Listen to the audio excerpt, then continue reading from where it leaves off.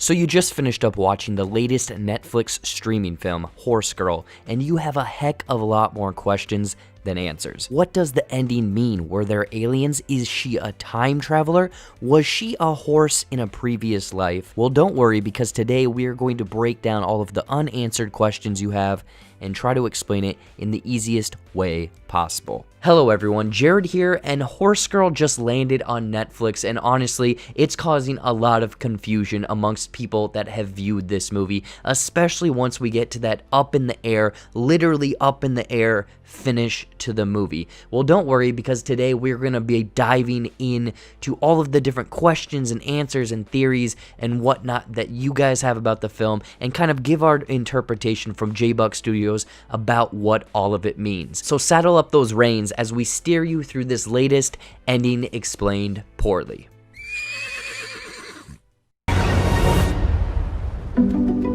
So it is safe to say if you are watching this video, then you watched Horse Girl. If not, here's a quick refresher. Horse Girl stars the one and only Sarah Jessica Parker.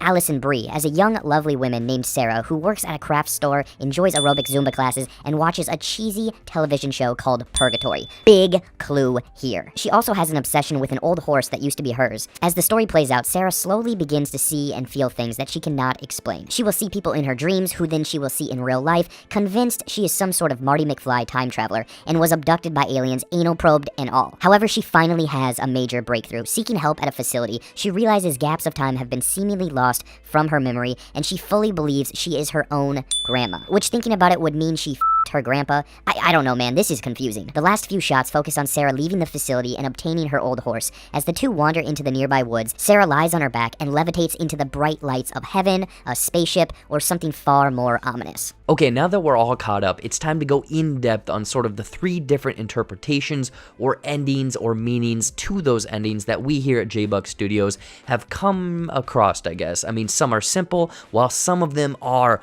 way out there, man. So without further ado, let's get into the first one. Okay, so first up is a combination of real life and sci-fi elements involving several things from time travel to time loops to even aliens. Yeah, things are about to get weird. So throughout the story, Sarah has several time frames that she can't account for, right? She doesn't remember leaving her car. There is the same clip of the horse walking by the shop at the beginning of the film and the end. She doesn't remember showing up to the store in the nude, and she sure as heck does not remember being in a mental health facility, even though the therapist mentioned she had been there for 72 hours, and another mentioning that she had not been there the week prior. Obviously, some sort of time element in Sarah's life is askew. We also have several mentions that Sarah looks just like her grandmother, who was revealed to also have been in a mental health facility until it had closed down and she quote unquote died on the streets as a homeless person. We also get glimpses of what her grandmother looks like, and yes, that sly minx does in fact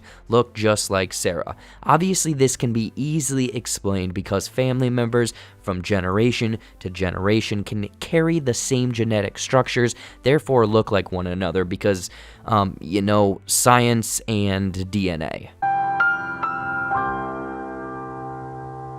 But the similarities are uncanny. Next up are the weird dreams Sarah continually has, featuring the bright white room with a few other patients lying next to her. These are people she has never seen before, one of which is revealed to later be an owner of a local plumbing business, while the other turns out to be her roommate at the mental health facility later on in the film. At the time of these dreams, however, she has never seen these people, and they turn out to be actual people in the real world. Why would she have dreams about people she hasn't met? Is this another Denzel Washington deja vu case? Also, it is revealed that when she is talking to her roommate at the facility, that the roommate had fallen asleep in 1995 and woke up now.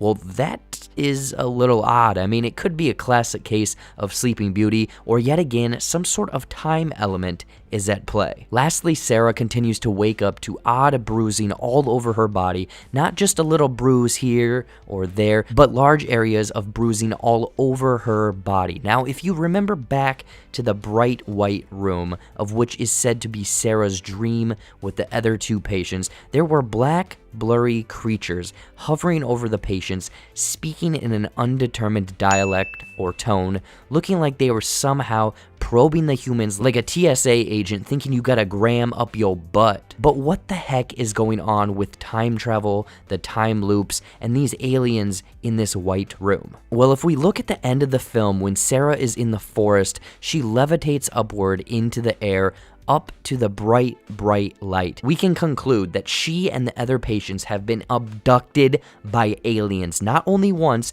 but several times throughout their lives. Not only has she had her butt violated, but when placed back on Earth, the technology from the aliens caused her to be placed back in a separate time. Not the time from the start of the film, but rather years prior, when she was her grandma's age. But wait a minute, if Sarah were to be placed in the wrong time era with her grandma, wouldn't that make for some weird setup where she has to get her grandma and grandpa together like a weird plot line from Back to the Future? Which was a 1985 science fiction film directed by Robert Zemeckis. This beloved feature later became a cult classic, but not without its fair share of hiccups. Having to recast Marty McFly from Eric Stoltz to Michael J. Fox, filming a majority of the film over again, adding a huge $3 million to the already $14 million budget. Also, several activist groups pushed to boycott this film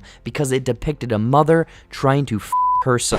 Oh man, I got way off topic there. What I'm saying is no, there is not a Sarah and her grandmother in the same time era now. Instead, Sarah is her grandmother. This explains why she could tell the future, she had memories of people she seemingly hadn't met before, and had large gaps of time missing from her memory. Sarah is a time traveler due to alien technology. Okay, I know that one is a bit of a stretch, but I mean, think about it. It kind of makes sense. She looks just like her grandma. They have the same dress. I mean, this is a pretty easy open and shut case, right? Okay, if you don't like that one, let's get into the second one. So Sarah is having trouble with sleeping, her mental state is out of whack, she can't remember certain things, basically she is going crazy. Okay, crazy might be a bit harsh in this case, because we know from the film that both her grandmother and mother suffered from mental health issues. Her grandmother was at a facility for it, and her mother killed herself due to severe depression. Therefore, we can conclude, due to genetics, Sarah will be somewhat predisposed to mental health problems at some point in her life. But is it slowly creeping up on her, or have the issues been there all along? Well, we can conclude that Sarah is in fact suffering from mental health issues, but actually what we are seeing of Sarah in the film is not actually her real life. Sarah died from suicide due to her mental anguish. Whoa, hold on there, Kimosabi. Sarah killed herself? But when? Why? How? How do you know this? Think about all of the context clues in this film. She can't remember pieces of her life. She is in the bright room with other people. There is a bright staircase leading upwards, and at the end she is lifting into the bright sky. Where Sarah is another classic case of ABC's Lost. Sarah is now in Purgatory. Come on, man. Are you serious? No, really, think about it. She is suffering from what her mother did, and her mother committed suicide. There is a bright stairway to heaven.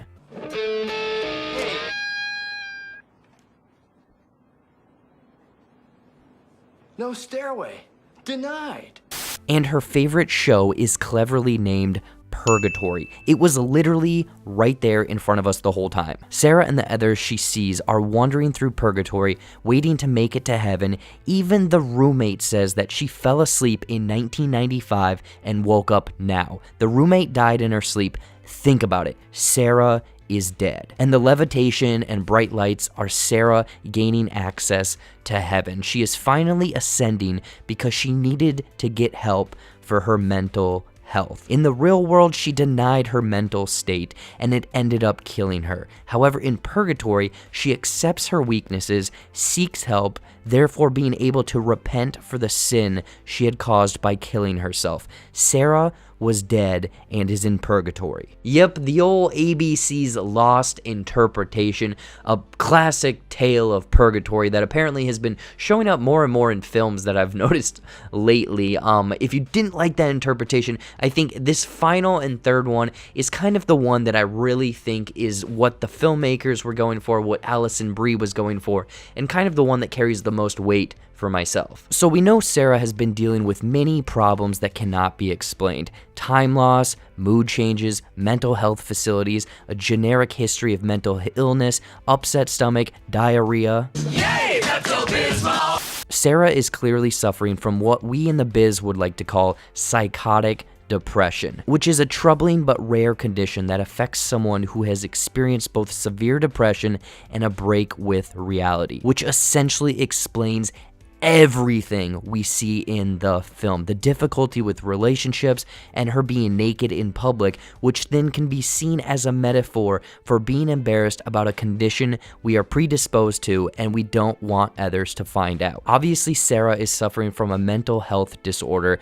but what about that ending? Well, let's look at what happened right before the levitation into the sky. Sarah finally received some sort of help by staying a few days at the mental health facility, which resulted in a heavy weight being lifted off of her shoulders, steering her towards something she loves again, horses for example, and moving on to a brighter future, receiving the help she desperately needs. The bright finish is Sarah taking the first steps towards finally living her life and can be seen as a metaphor to viewers that are dealing with mental illness themselves, that it's a scary and lonely time. Whether you are sitting at a job you don't like, in a relationship that is eating at you, angrily commenting on YouTube videos like this one because you don't know how else to deal with the pain. Just stop. If you take the necessary steps to receive help, there will be a much brighter future in store for all of us.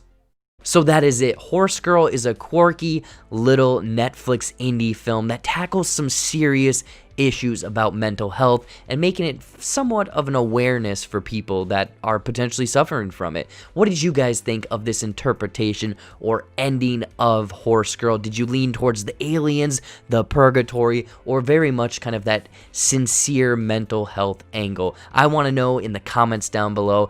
Anyways though, as always, thank you so much for watching. Watch some more videos up there or right over there. You know, brand new ending explained poorlies every single week. I was not planning on doing one for this film, but I know a lot of people had questions. This one, this one hit me on a personal level, so I really enjoyed doing this one. Follow all of my social media down below. Like this channel, like this video, share this channel and video, and until next time, we'll see you later.